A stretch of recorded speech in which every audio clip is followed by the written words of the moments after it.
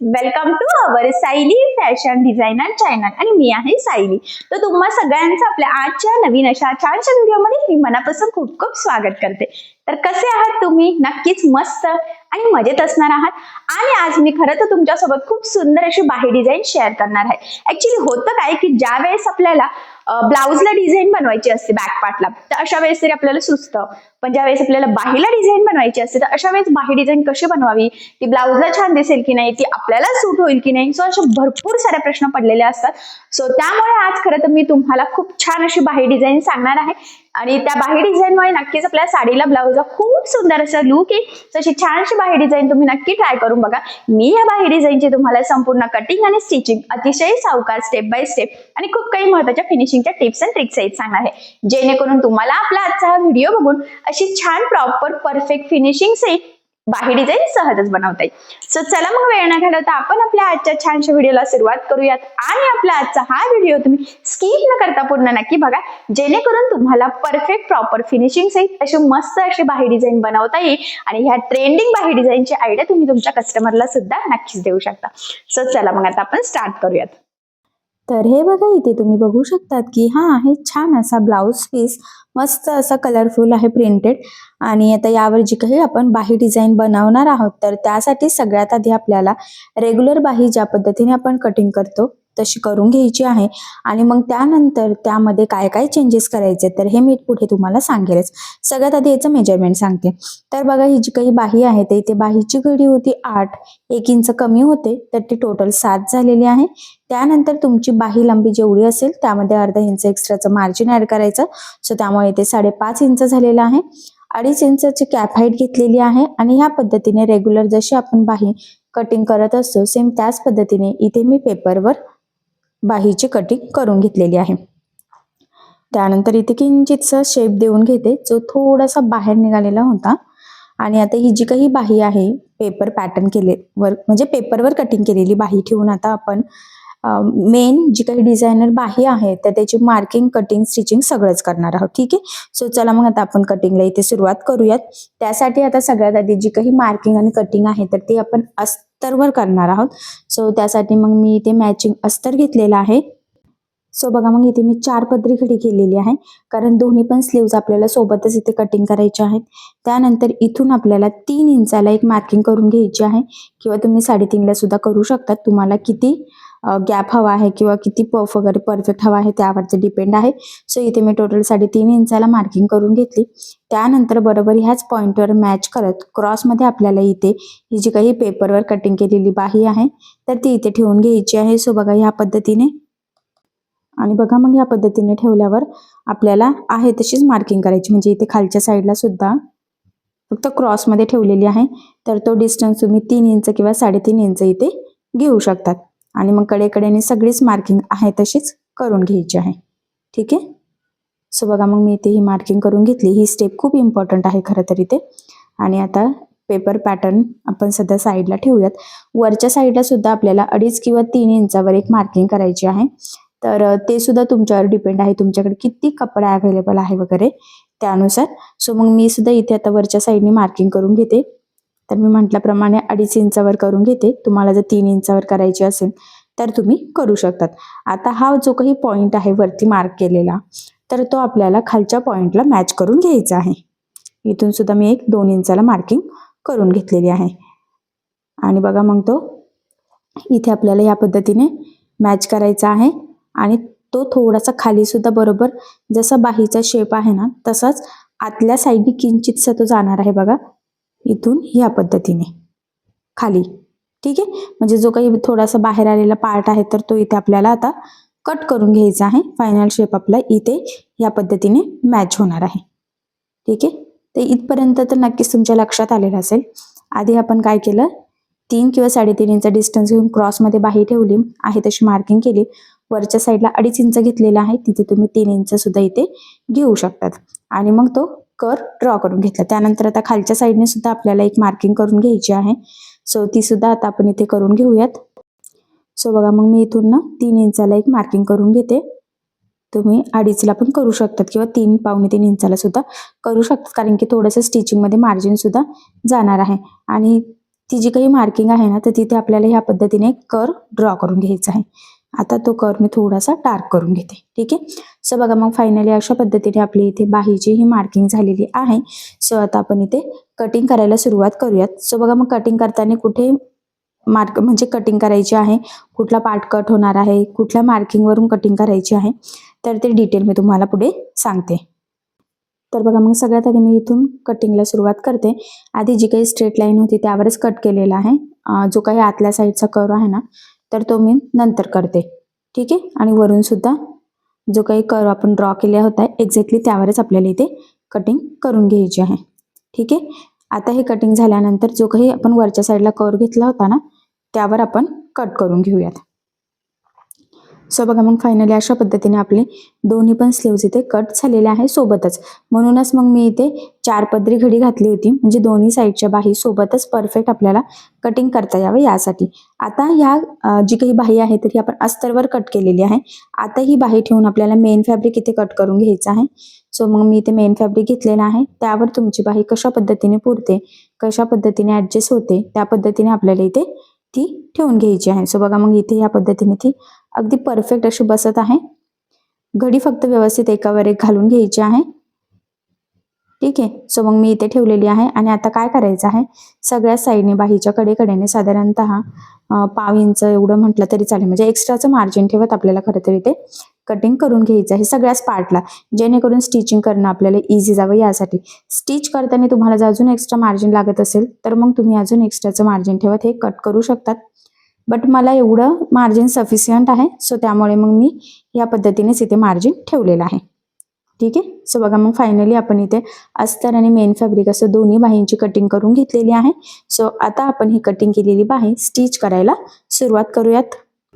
तर बघा मग सगळ्यात आधी काय करायचं आहे, इथे ना आपल्याला पुढचा जो काही कर्व असतो ना त्याची मार्किंग करायची आहे आणि एक्झॅक्टली त्यावरच कट करून घेऊयात. म्हणजे मग आपल्याला बाही स्टिचिंग करणं, जोडणं वगैरे परफेक्ट येईल यासाठी. आणि 2 स्लीव्ज बरोबर ह्या पद्धतीने 2 वेगवेगळ्या साईडने ठेवून घ्यायचे आहे. आणि सेम त्याच पद्धतीने मेन फॅब्रिकची बाही सुद्धा आपल्याला इथे ठेवून घ्यायची आहे. ठीक आहे. सो आता मग आपण इथे ही जी काही बाही आहे ही स्टिच करायला सुरुवात करूयात. तर त्यासाठी काय करायचं आहे, आता आपल्याला सगळ्यात आधी जी काही आपली मेन फॅब्रिक म्हणजे ब्लाऊज पीसची बाही आहे तर ती आपल्याला ठेवायची आहे इथे सरळ. आणि त्यानंतर मग आपण कटिंग केलेली अस्तरची बाही त्यावर ठेवून घ्यायची आहे. आता ती ह्या पद्धतीने ठेवल्यानंतर खालच्या साईडने आपल्याला टिप मारायला सुरुवात करायची.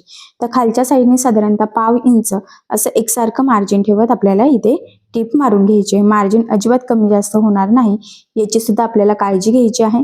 कारण इथे जर मार्जिन थोडं जरी कमी जास्त झालं तरी सुद्धा काय होईल, मग आपला सगळा बाहीचा शेपच बिघडेल. आपल्याला जसं बाही हवी आहे तसं त्याचा आकार येणार नाही.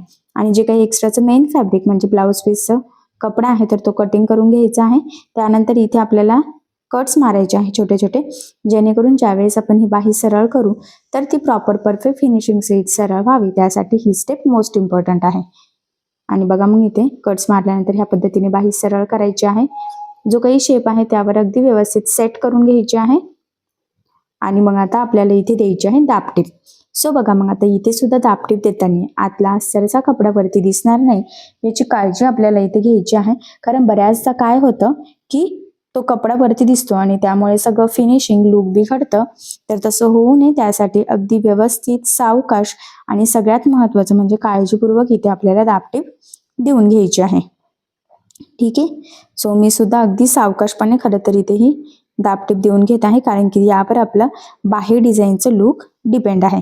आणि फायनली शेप बघा किती सुंदर परफेक्ट असा आलेला आहे. आता यानंतर काय करायचं आहे, कडेकडेने अस्तर आणि मेन फॅब्रिक आपल्याला एकमेकाला जोडून घ्यायचं आहे. हे जोडताना जेवढं शक्य आहे तेवढं कमीत कमी मार्जिन पकडायचं आहे. त्याचबरोबर कुठे गोळा होणार नाही, तिरकं जाणार नाही, तर ह्या छोट्या मोठ्या गोष्टींची सुद्धा खरं तर आपल्याला इथे काळजी घ्यायची आहे. फायनली ते जोडून झालं आणि यानंतर मेन फॅब्रिक जे काही एक्स्ट्राचं आहे म्हणजेच ब्लाऊज पीसचा एक्स्ट्राचा कपडा, तर तो सुद्धा आपल्याला इथे कटिंग करून परफेक्ट अशी बाही बनवून घ्यायची आहे. म्हणजे पुढची डिझाईन बनवणं आपल्याला इझी जावं खरं तर यासाठी. आणि मग तुमच्या लक्षात येईल की फायनली आपण इथे हे कट करून परफेक्ट बाही रेडी करून घेतली. ठीक आहे. सेम याच पद्धतीने दुसऱ्या साईडची बाही सुद्धा तुम्ही रेडी करून घ्यायची. त्यानंतर बघा इथे मी मोती लेस घेतलेली आहे, जी आपल्याला इथे बाहीला खालच्या साईडला लावायची आहे. तुम्हाला जर इथे लेस वगैरे यूज करायची असेल तरी सुद्धा तुम्ही इथे करू शकतात. आणि सगळ्यात महत्त्वाचं म्हणजे आता ही मोती लेस जोडण्यासाठी आपल्याला लागणार आहे सिंगल फूट. तर मग मी ते सिंगल फूट ऑलरेडी लावून घेतलेलं आहे. कारण जर रेग्युलर फूटवर आपण ही मोती लेस लावली तर काय होतं, ती एकसारखी लागतही नाही, त्याचे मणी वगैरे फुटतात, फिनिशिंग बिघडते. सो तसं होऊ नये त्यासाठी मग आठवणीने मोती लेस गळा, बाही, ब्लाऊजच्या कुठल्याही पार्टला लावायची असेल तरी सुद्धा सिंगल फूट यूज करायचा. आता ह्या कोपऱ्यापर्यंत लावून झाल्यानंतर तिथे डायरेक्ट कट करायचे आहे आपल्याला ही लेस आणि पुन्हा क्रॉसमध्ये लावायची आहे. कारण जिथे कर्व असतात तिथे आपल्याला ती फोल्ड करून लावता येत नाही, कारण त्याला मोती लावलेले आहेत. आणि अजून महत्त्वाचं म्हणजे ही जी काही मोती लेस आहे तर ही अशा पद्धतीने लावायची की वरच्या साईडने फक्त मोती दिसले पाहिजे. त्या लेसचा जो काही मोतींचा सपोर्ट आहे तर तो संपूर्ण आतल्या साईडला गेला पाहिजे, तरच आपल्या ह्या डिझाईनला सुंदर असं लुक येणार आहे. जर का तो सपोर्ट बाहेर दिसला तर मग ही लेस लावून काहीच उपयोग नाही, एकदम विचित्र अशी बाही आपली दिसणार आहे. ठीक आहे. तर बघा मग फायनली अगदी परफेक्ट अशी मोती लेस लावून झालेली आहे. त्यानंतर जे काही आपण एक्स्ट्रा 2.5 इंच वरच्या साईडने घेतलं होतं त्याची जी काही मार्किंग होती ना, तर तिथे आपल्याला एक छोटा कट मारायचा आहे. त्याचबरोबर इथे एक सेंटरला पण कट मारायचा आहे आपल्याला. तर चॉकच्या साहाय्याने बघा मी इथे मार्किंगही करून घेऊ शकते तुम्ही, किंवा छोटासा कट देखील मारू शकतात. तर मी इथे कट मारून घेतलेला आहे. ठीक आहे. आता हे जे काही कट्स आहे ना त्यामध्ये आपल्याला ह्या पद्धतीने छोट्या छोट्या प्लेट्स टाकत सेंटरपर्यंत टाकायच्या आहे, 4-5 बसतील तेवढ्या. सो बघा मग अगदी व्यवस्थित जवळ टाकायचे आहे, म्हणजे पफ अगदी परफेक्ट असा यावा यासाठी. जर खूप लांब टाकले तर काय होतं की पफ व्यवस्थित येत नाही, सो तसं होऊ देऊ नका. सो अगदी व्यवस्थित छोट्या छोट्या प्लेट सेट करत तिथे टीप टाकायची आहे. तर बघा मग मध्यभागी जी मार्किंग होती ना तिथपर्यंत बरोबर प्लेट्स टाकायच्या आणि तिथून ना अपोजिट साईडने म्हणजेच ह्या प्लेट्स ज्या आहेत तर ह्या आपल्याला समोरासमोर टाकायच्या आहे, सेंटरपासून अलीकडे आणि पलीकडे. हे बघा, आणि बघा किती सुंदर असं आपल्या प्लेट्स टाकून झालेल्या आहे. बाहीचा पफही अगदी मस्त आलेला आहे, लुकही खूप सुंदर आलेला आहे. आता सेम ह्याच पद्धतीने आपल्याला दुसऱ्या साईडची बाही सुद्धा इथे रेडी करून घ्यायची आहे. त्याआधी ही बाही मी तुम्हाला थोडीशी जवळून दाखवते.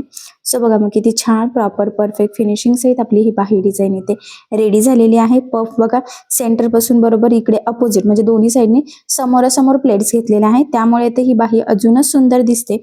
त्याचबरोबर ही जी काही फुगा बाही आहे ही नवीन पद्धतीची आहे, ट्रेंडिंग आहे, सध्याची खूप लेटेस्ट, आणि सध्या खूप सारे कस्टमरचे रिक्वायरमेंट सुद्धा आहे. सो अशी छानशी बाही डिझाईन तुम्ही नक्की ट्राय करून बघा. नक्कीच ह्या छानशा बाही डिझाईनमुळे तुमच्या साडीला ब्लाऊजला खूप सुंदर असं लुक येईल. पफ सुद्धा बघा अगदी परफेक्ट छान येण्यासाठी खूप साऱ्या टिप्स अँड ट्रिक्स सांगितलेल्या आहे संपूर्ण कटिंग स्टिचिंग करताना.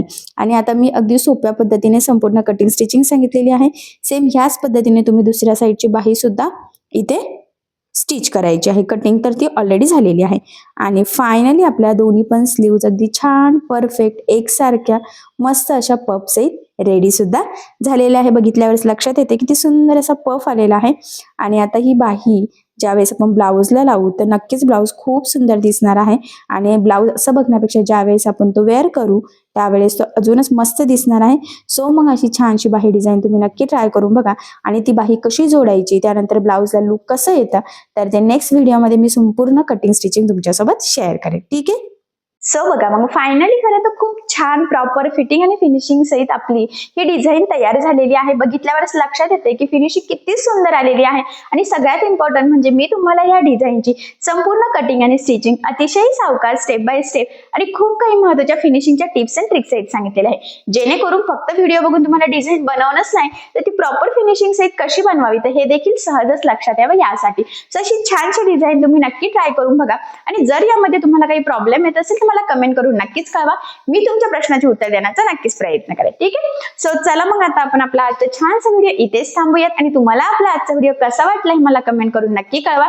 त्याचबरोबर आपला व्हिडिओ आवडला असेल व्हिडिओला लाईक करायला विसरू नका. आणि असेच नवनवीन छानसे व्हिडिओज बघण्यासाठी आपल्या सायली फॅशन डिझायनर या चॅनलला सबस्क्राईब करा. आणि ज्यावेळेस तुम्ही सबस्क्राईब कराल त्यावेळेस त्यासमोरील बेल आयकॉन ही नक्की प्रेस करा.